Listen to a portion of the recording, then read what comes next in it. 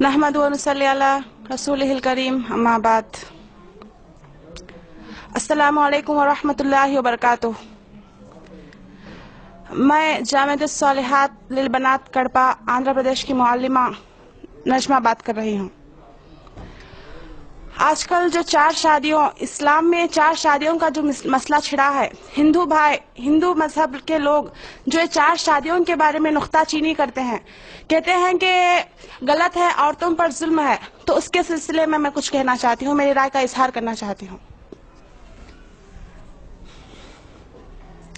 इस्लाम ने कुरान की आयत है सूरह निसा की, अल्लाह ताला का इरशाद है, फनकिहू मा तवा लकुम मिनन निसाही मसना सलासा और रुबा फ़इन खिफ्तुम अल्ला तादिलु फवाहिदा।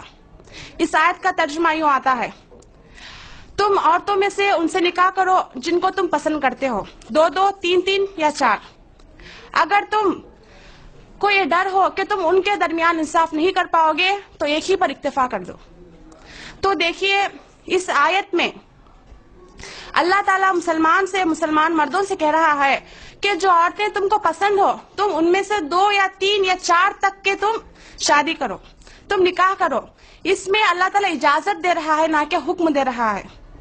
और कह रहा है आगे ये भी कि अगर तुम उनके दरमियान मुसावात, अगर तुम उनके दरमियान फैसला नहीं कर पाओगे, अगर उनके दरमियान इंसाफ नहीं कर पाओगे तो एक ही पर इक्तिफा कर लो। तो हमारे जो हिंदू भाई जो हम पर नुक्ताचीनी करते हैं, कहते हैं कि 4 शादियां तो औरतों पर जुल्म है। ये किस तरीके से जुल्म हुआ? ये जुल्म सरासर नहीं है। मैं इसके बारे में जो 4 शादियों का जो फायदा है तो इसके बारे में आपको समझाती जाती हूँ। अक्सर पैदा होने में जब मर्द औरत पैदा होते हैं तो दोनों की तादाद एक ही होती है, लेकिन जब वफात पाते हैं तो औरतों से ज्यादा मर्द की तादाद ज्यादा होती है। वजह ये बनी कि जो जंग में ज्यादा जाते हैं वो मर्द ही जाते हैं, जिसकी वजह से मर्दों का ही इंतकाल ज्यादा होता है। जैसा कि हम इस्लाम का नहीं बल्कि दुनिया ही का हिसाब पहले जंग अजीम को देखते हैं। जो जंग अजीम 1914 से 1918 तक हुई, उसमें 80 लाख मर्द इंतकाल हुए। उसमें सिर्फ 80 लाख मर्द सिर्फ फौजी इंतकाल हुए, और जो बाकी शहरी है उनका तो कोई हिसाब नहीं।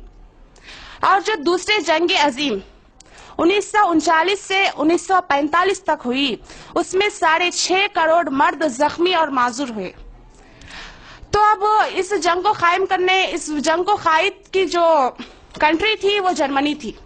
तो उसकी हालत 1920 से 1940 तक ये बनी हुई थी कि उनमें से हर एक मर्द के मुकाबले में 3 औरतें निकाह को पहुंची हुई थी। 3 औरतों की उम्र निकाह को पहुंची हुई थी। अब जाहिर सी बात है कि मर्द 1 है और औरतें 3। अब बताइए, एक मर्द 1 से निकाह करेगा तो जो बाकी की 2 औरतें हैं वो कहाँ जाएंगी? वो 2 औरतों का क्या हाल होगा? या तो वो यूं ही कुंवारी बैठ जाएंगी, या तो वो दूसरे गैर शरई काम में, या तो गैर शरई कामों में लग जाएंगी, जिसकी वजह से वो औरत बर्बाद हो जाएंगे और हमारा जो समाजी निजाम है वो बिगड़ जाएगा। तो इस वजह से इस्लाम ने 4 शादियों का रिवाज बनाकर, 4 शादियों की इजाजत देकर उन औरतों का ही भला किया है। अगर 4 शादियों का हुक्म ना देता, अगर 4 शादियों की इजाजत इस्लाम ना देता तो जो 2 बाकी औरतें हैं वो ऐसे ही कुंवारी रह जाएंगी, या तो गलत कामों की तरफ चली जाएंगी, या तो वो ऐसे ही रह जाएंगी। इस वजह से इस्लाम ने 4 शादियों का रिवाज बनाकर ये औरतों के लिए रहमत बनाया है, ना कि जहमत। और इसी तरीके से इसमें एक तो औरतों का फायदा हुआ, और दूसरे उन शादीशुदा औरतों का भी फायदा हुआ जो कहते हैं कि कोई भी औरत दूसरी शादी का अपने शौहर की इजाजत नहीं देती। ये उनके लिए भी फायदा है। फायदा इस वजह से हुआ कि जब वो औरत, खुदा ना खास्ता वो औरत ऐसी है कि जो किसी बीमारी की वजह से क्या उसको बच्चा वगैरह पैदा नहीं होता, तो मर्द को हक है कि वो तलाक दे और दूसरे से निकाह करे। अब मर्द क्या करेगा? तलाक देगा और दूसरे से निकाह करेगा। अब नुकसान किसका हुआ कि वो औरत तलाकशुदा हो गई, मुतलका हो गई, और उसको पालने और देखने वाला कौन बनेगा? تو اس کا حل اسلام نے یہ نکالا کہ اس عورت کو بھی رکھو، مرد کو حکم دیا کہ تم اس عورت کو بھی رکھو، اس کا جو انصاف ہے اس کے ساتھ انصاف کرو، جو نان و نفقہ ہے وہ نان و نفقہ بھی دو، اور تم دوسری عورت کو بھی تم پالو۔ تو کیا یہ عورتوں پر ظلم ہوا یا رحمت ہوئی؟ اگر صرف ایک طلاق، اگر ایک نکاح کی اجازت ہوتی تو وہ مرد طلاق دے دیتا اور دوسروں کو نکاح کر لیتا، لیکن اسلام نے 4 شادیوں کی اجازت دے کر مرد ہی کے لیے، عورت ہی کے لیے رحمت بنایا ہے، نہ کہ ظلم کیا ہے۔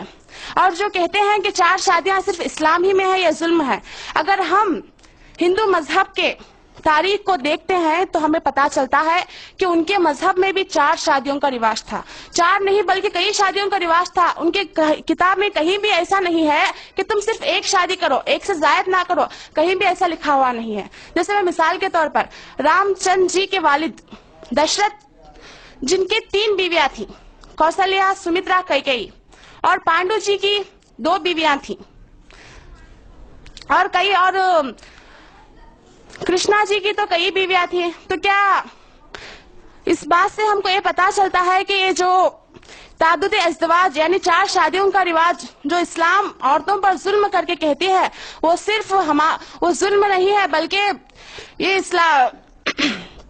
ظلم نہیں بلکہ عورتوں پر رحمت ہے۔ اور اگر دیکھا جائے تو دوسرے مذاہب میں بھی اس کا رواج ہے، اور دوسرے مذاہب کے بڑے بڑے لوگ بھی 4 شادیوں، ایک سے زیادہ شادیاں کیا کرتے تھے۔ تو بولنے کا مقصد یہی ہے کہ جو نکتہ چینی اسلام پر کرتے ہیں کہ 4 شادیوں کا اجازت مرد کو دے کر عورت پر ظلم کیا جا رہا ہے، یہ ظلم نہیں ہے بلکہ عورت ہی کے لیے ایک رحمت ہے۔ تو السلام علیکم ورحمۃ اللہ وبرکاتہ۔